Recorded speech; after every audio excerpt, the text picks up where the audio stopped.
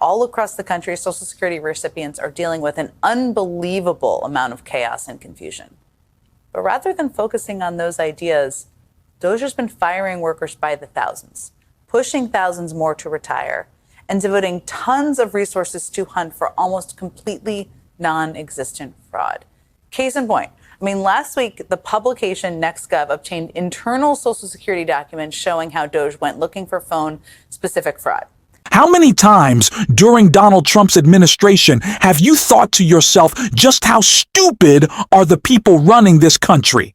It is surprising levels of stupidity every single week, but that is the point. Donald Trump, Elon Musk, Russ, Mike Johnson, these are people who are excited about the incompetence around them because it makes us distrust government. That's the whole point. If they can make us think it's broken, they can then take it away. And the worst example we maybe have seen yet came in a leaked call that revealed how stupid Donald Trump and everyone around him actually is. We're going to get into it all, but before we do, if I could quickly ask you to leave a like on this video, and if you haven't already and you enjoy our channel, to hit that subscribe button. It goes a long way, and it really does mean a lot to me. Now, while of course Donald Trump does want to break the government, there's certain aspects he's afraid for us to know that he's breaking, and that's why before we get into that call, we can see him panicking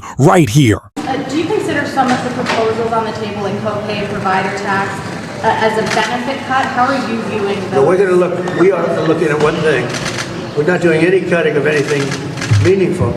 The only thing we're cutting is waste, fraud, and abuse. With Medicaid, waste, fraud, and abuse. There's tremendous waste, fraud, and abuse.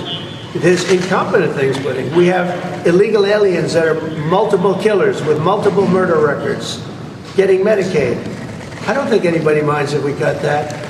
The Democrats, on the other hand, are going to destroy it because they're going to leave these people on. We're cutting three things: waste, fraud, and abuse. We're not changing Medicaid, and we're not changing Medicare, and we're not changing Social Security. And if I wanted to do those things, I would have done it during my 4 years that we were. Now, of course, Donald Trump is lying. They are cutting Medicaid by the tune of $800 billion. They are going after Social Security. These are two programs just by their incompetence alone have been hurt in real, meaningful ways that put all Americans in harm's way. But that is the point. That was the point of Doge. It was never about efficiency. This new budget bill is spending more than we ever have in American history. The military budget is $1 trillion. And Donald Trump, the guy who was bragging about cutting wasteful spending, was just bragging about it. They don't actually care about any of the things that they're saying. Any of the values they claim to have, as we know with Republicans, any accusation is really an admission of the truth about themselves. And Rand Paul is calling that out. So before we get to that call, let's hear from Rand Paul. Cutting spending. Somebody has to stand up and yell, the emperor has no clothes, and everybody's falling in lockstep on this. Pass the big, beautiful bill.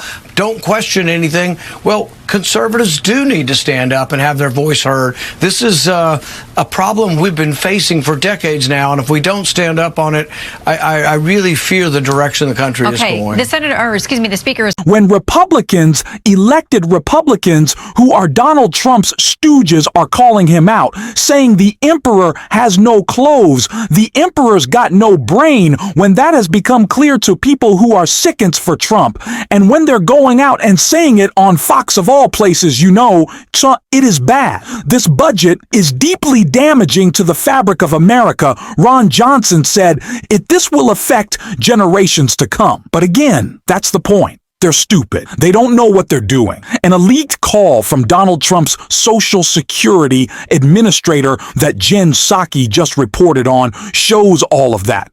It's horribly embarrassing to Trump and terrifying for us all. All across the country, Social Security recipients are dealing with an unbelievable amount of chaos and confusion.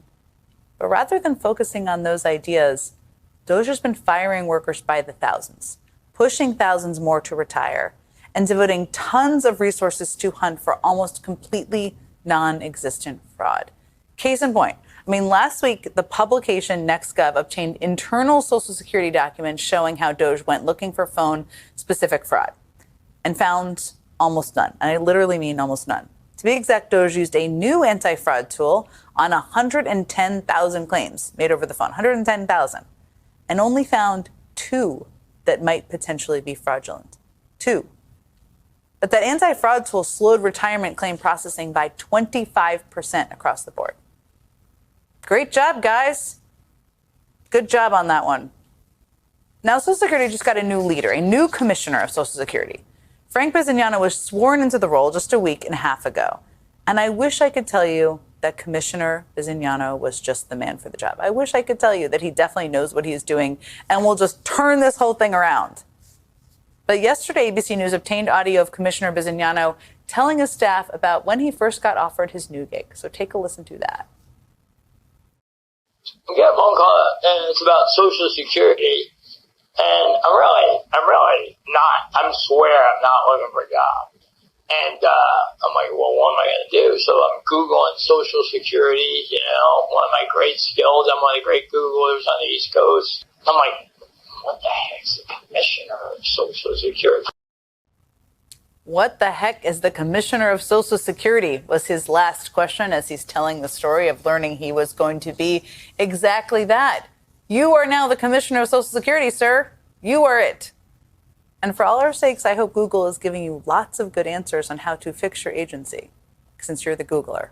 The man that Donald Trump charged with running Social Security didn't know what his own job entailed, was Googling it. Not reaching out to anyone in the administration and not trying to gather information from someone who had done the job. They were Googling it and talking publicly about how little they knew in that leaked call. Should that not be terrifying to all of us that this is the level of competence? Remember the first few weeks of Donald Trump's administration when it was meritocracy talk all the time, that it was, we're going to bring in the best of the best. We're gutting that DEI. I guess DEI means like now dumb and egregiously incompetent. That's as if a DEI being practiced in the Trump administration. It is terrifying. But again, it's the point. And Greg Gazar called out all of that, specifically the attacks on Social Security in this clip right here. What is happening right now at the Social Security Administration should horrify all of us.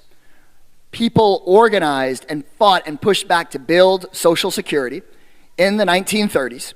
It's this incredible program, a lifeline not only just for our seniors, but for so many young people and people with disabilities and people who've had their parents die. There's just so much that Social Security does for millions of Americans. And Trump brought in Elon Musk to say that he was going to make things more efficient. But all he has done is either broken things or made things more efficient for his own pockets, but not for anybody else. They have gotten rid of over 3,000 people at the Social Security Administration. They have threatened to cut the Social Security Administration in half. And get this, they've talked about shutting off the phone lines because they say that there are just too many people that are committing fraud in the Social Security Administration. They want to say, oh, you aren't who you really say you are. You need to drive in and verify yourself in person. Don't mind us. We already sold off a bunch of the Social Security offices to give tax breaks to our friends. That's how this works. They know that they think that it's too toxic for them to put Social Security cuts into the bills. And so instead what they're doing is trying to undermine the entire Social Security system itself. And we can't fall for that kind of a scam, because what they're doing is calling seniors fraudsters, when we know it's seniors that rely on this so badly. They want to say that they are cutting these payments because they're going after waste, fraud, and abuse, when, as we heard earlier, the real waste is the gigantic companies that get huge contracts and milk money off of our healthcare, milk money off of our seniors. For example, in the Medicare Advantage program, we know Big Pharma takes advantage of us by tens of billions of dollars a year. If you want to talk about real fraud, it is these billionaires with their offshore bank accounts. Actually, if you want to talk about real abuse, get this. Is there anybody here that, works a job and you pay into Social Security every paycheck? You see that little amount that comes off? Raise your hand if that's happening. Anybody here, like after your first day or your first paycheck, you stop paying into Social Security? There's not any billionaires here. Do you know Elon Musk, I'm not exaggerating this, 15 minutes into January 1st of every year is done paying into Social Security? Do you know that? What do you mean? What we mean is here, once you start making hundreds of thousands of dollars a year, you just stop paying into Social Security. Do you guys know that? They pay a lower rate. The folks that are going to clean this room after we leave pay a rate into Social Security astronomically higher than millionaires and billionaires. Can you guys believe that? That's the actual abuse of the Social Security system. That is the real problem. And so they want to make it seem like we're the problem when they're the problem. Of course, this budget is bad. Of course, it is going to hurt people. Of course, Donald Trump is going after your Social Security. This should come as no surprise. And it's not just Republicans attacking it, calling it out. Republicans are almost worse, unable to defend it. But when Republicans can't lie, and of course they don't lie well, but when they can't even come up with one, you know their back is up against the wall. And that's what we saw from Mike Johnson right here. About the greatest economy in the history of the world, not just the U.S., because we followed a very simple formula. We cut taxes and we cut regulations. You didn't do it in the middle of a tariff war. We're doing that on steroids. In the first administration, there was sequencing. You got tax reform. The Republicans got tax reform through and held off the tariff war. Goldman Sachs says the hit to growth from tariffs will more than offset the boost to growth from the fiscal package. That's Goldman Sachs.